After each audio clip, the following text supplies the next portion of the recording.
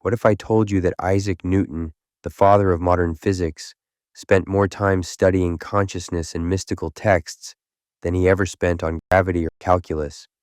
And what if his secret spiritual writings, hidden for over 300 years, contained a step-by-step method for awakening higher consciousness that's only now being understood by neuroscientists? In the next 15 minutes, I'm going to share Newton's suppressed spiritual practices, including the exact meditation technique he used daily and why the church tried to destroy these teachings. But first, here's something that will blow your mind. Newton wrote over 1 million words on alchemy and mysticism. That's 10 times more than all his scientific works combined. These manuscripts were labeled not fit to be printed and hidden in a trunk for centuries. When economist John Maynard Keynes finally bought these secret papers in 1936, he was shocked.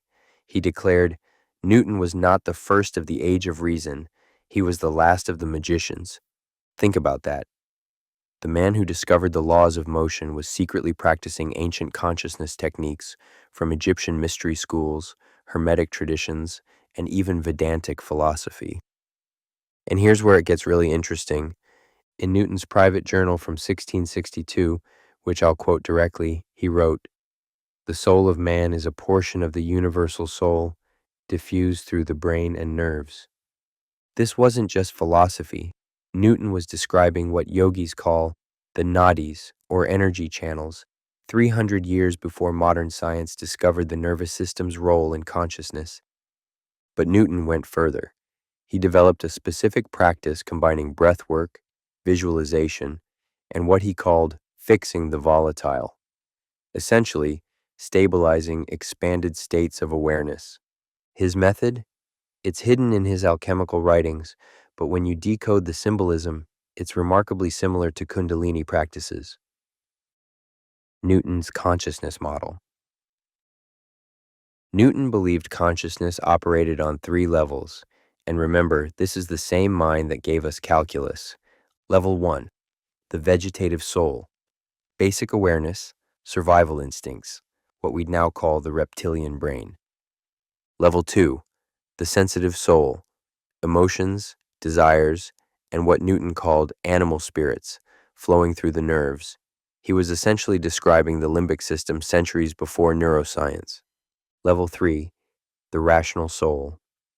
But here's where Newton diverged from his contemporaries. He believed this wasn't the highest level. Above it was what he called the divine light, accessible through specific practices. In his manuscript of the creation, Newton wrote, "The soul is awakened by stages, like metals transmuting in the furnace of contemplation."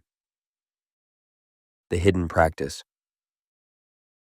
Now let me share Newton's actual technique, translated from his coded alchemical language. Newton's circulation of light. Practice. The preparation. Newton would fast for 24 hours, consuming only what he called virgin's milk, likely spring water with honey. The posture.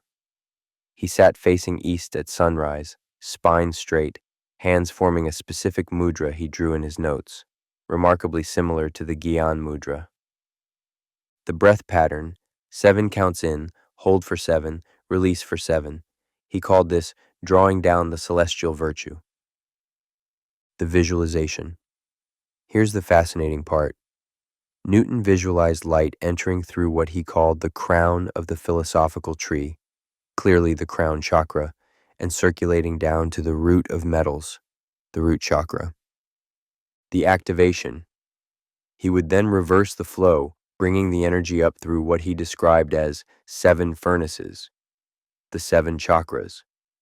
Modern breathwork practitioners will recognize this as almost identical to microcosmic orbit meditation, but Newton discovered it independently through his study of ancient texts. The shadow work connection. But here's what most people don't know about Newton. He was obsessed with shadow work, though he called it purifying the dark matter of the soul.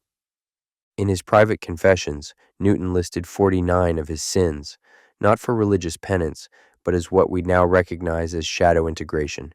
He wrote, "The impurities must be separated from the gold of consciousness." His method, daily written reflection on base impulses. What he called dissolving the ego in the universal solvent through meditation, transmuting negative emotions through breathwork. Jung would later develop similar ideas, but Newton was practicing shadow work 250 years earlier. The pineal gland secret. In Newton's most cryptic manuscript, The Vegetation of Metals, he describes something extraordinary. He writes about a small gland in the center of the brain. That's the seat of the soul and the gateway to higher perception. Sound familiar? He's describing the pineal gland, what mystics call the third eye. But here's the mind-blowing part. Newton developed a technique to activate it using specific sound frequencies. He calculated that certain musical ratios could sympathetically vibrate the crystalline humor, his term for the pineal gland. His formula, the frequency ratio of 8 to 13, approximately 528 Hz to 858 Hz, created what he called the harmony of the spheres within. Modern studies have shown 528 Hz does affect the pineal gland. Newton figured this out using just mathematics and intuition. The Prophetic Visions. When Newton practiced these techniques intensely, something remarkable happened. He began having visions that he recorded in detail. In 1666, his year of wonders when he discovered gravity, Newton also wrote about experiencing the dissolution of boundaries between self and cosmos. He described seeing mathematical patterns in everything, feeling the universal sympathy connecting all matter. But here's what's really striking.